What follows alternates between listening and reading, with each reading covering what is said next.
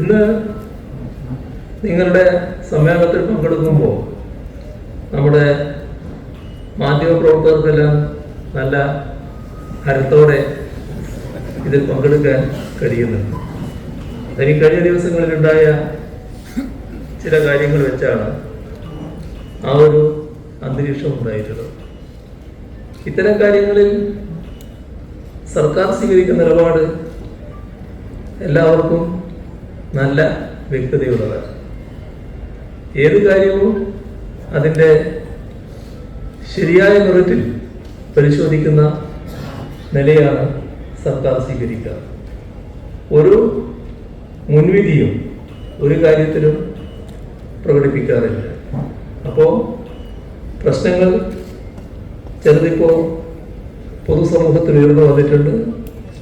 ആ ഉയർന്നു വന്ന പ്രശ്നങ്ങൾ അതിൻ്റെതായ എല്ലാ ഗൗരവവും നിലനിർത്തിക്കൊണ്ട് തന്നെ കേരളത്തിലെ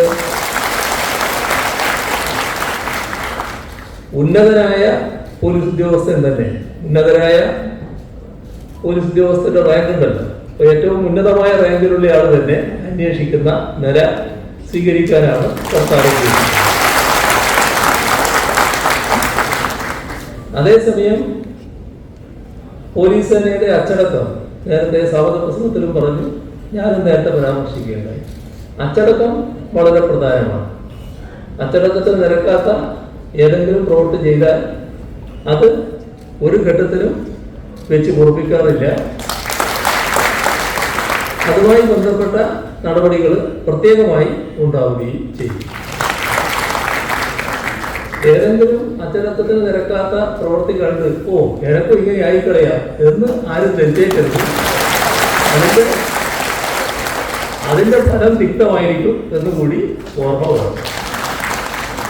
മറ്റ് കൂടുതൽ കാര്യങ്ങളിലേക്കൊന്നും ഇപ്പോ ഞാൻ കടന്നു പോകുന്നില്ല. പോലീസ് സ്റ്റേഷനുകളുടെ അടിസ്ഥാന സൗകര്യങ്ങൾ മെച്ചപ്പെടുത്തേണ്ട കാര്യം ഇവിടെ പറഞ്ഞു. പോലീസുകാർക്ക് മികച്ച തൊഴിലിടങ്ങൾ സൃഷ്ടിക്കുക, ഇത് സർക്കാർ പ്രതിജ്ഞാബദ്ധമായ ഒരു കാര്യമാണ്.